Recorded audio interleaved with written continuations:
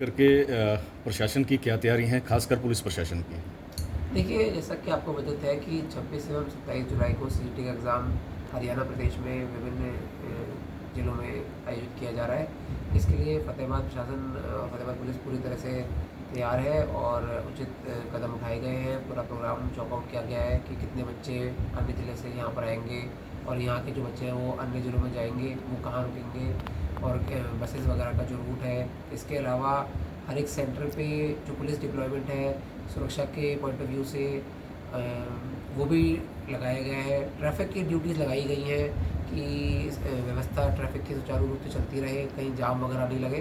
तो सभी उचित कदम उठाए गए हैं और एक डिटेल प्लान जारी किया गया है। तो सर पर सेंटर के ऊपर डिप्लॉयमेंट माने तो कितनी डिप्लॉयमेंट है और जो बच्चों को इस तरह से असुविधा ना हो, उसको लेकर के पुलिस प्रशासन की क्या तैयारियाँ रहेंगी?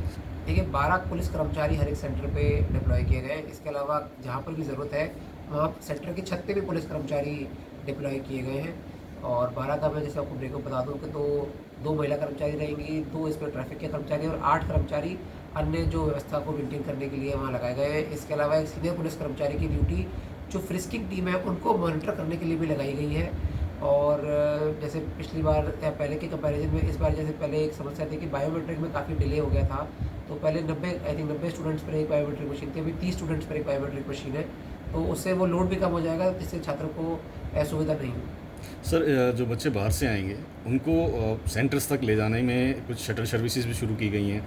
वो उस तरह कहाँ से शुरू होंगी और कहाँ तक बच्चों को ये देखिए, जो बाहर से हमारे जो कैंडिडेट्स आएँगे तो लगभग लगभग 40,000 कैंडिडेट्स हमारे हिसार ज़िले से फ़तेहाबाद ज़िले में एग्ज़ाम देने आएँगे और लगभग 50,000 कैंडिडेट्स फ़तेहाबाद ज़िले से सिरसा और जींद में एग्ज़ाम देने जाएँगे। तो जो बाहर से आएँगे लगभग 40,000 कैंडिडेट्स, उनके लिए जो बस लेकर आएँगी वो अपनी पुलिस लाइन में और जो नया बस स्टैंड है वहाँ पर वो बसेस रुकेंगी और वहाँ से शटल बस की सर्विस या अन्य सुविधा हमने वहाँ से शुरू की है ताकि वो उनको उनके गंतव्य स्थान पे सेंटर तक पहुँचाया जा सके। सर कुछ डू और डू नॉट्स इसको लेकर के कुछ जानकारी बच्चों को देना चाहेंगे आप? देखिए, एक तो डूज़ ये है कि भई सभी को अपना सेंटर प्रॉपर्ली पता हो। दूसरा, अगर वो अपने प्राइवेट व्हीकल से आ रहे हैं तो वो पहले रूट देख लें, अपने रुकने की व्यवस्था अगर खुद के स्तर पे करना चाहते हैं तो वो भी कर सकते हैं। बाकी जो सरकार के द्वारा व्यवस्थाएँ की गई हैं उसका भी वो लाभ उठा सकते हैं, जो बस सुविधा या अन्य सुविधा जो की गई हैं। और डू नॉट्स में मतलब कोई भी एंटी सोशल एलिमेंट अगर तत्वों के उसमें ना पड़ें या कई बार क्या होता है कि लास्ट मिनट पे कुछ चीज़ छोड़ दी जाती है कि भाई उसी दिन देख लिया जाएगा सेंटर या इस प्रकार का, तो फिर बाद में कुछ पैनिक की सिचुएशन ना बने। तो पहले ही एक बार अच्छी तरह से सारा चेक कर लेंगे और निवेदन ये रहेगा कि मतलब कोई ऐसे इक्विपमेंट्स वगैरह सेंटर पे ना लाएँ जिसमें मतलब उनको रखने में दिक्कत हो या कोई आइडेंटिफ़ाई करनी पड़े जगह, तो उससे एक अननेसेसरीली एक पैनिक सा क्रिएट हो जाता है।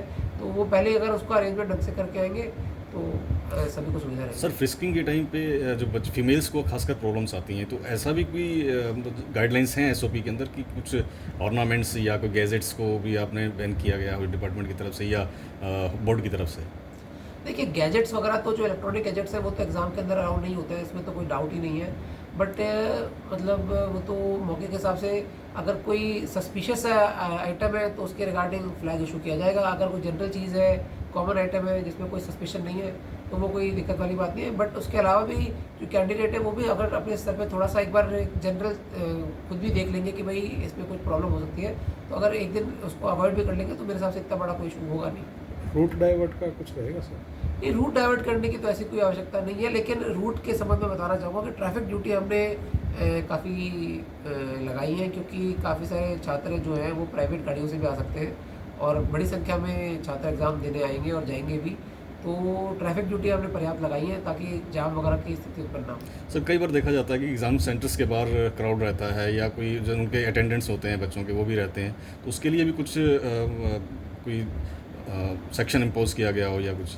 देखिए, 163 बीएनएसएस के ऑर्डर जो जारी किए गए हैं उसमें जो इम्पोर्टेंट बातें हैं कि भई 200 मीटर की परिधि के भीतर कोई cyber cafe, photo state shop ये इत्यादि ओपन नहीं होनी चाहिए। कोचिंग सेंटर तो पूरी जगह ही बंद कर रखे हैं और मतलब ऐसे तत्वों को जिनका एग्ज़ाम से कोई लेना-देना नहीं है, उनको हम इकट्ठे नहीं होने देंगे। सेंटर्स के बाहर अगर कोई अभिभावक है तो उनको भी विनम्र तौर पे कहा जाएगा कि भई वो अपने जो भी गंतव्य स्थान है जब तक एग्ज़ाम चल रहा है वहाँ पर वो वेट कर लें।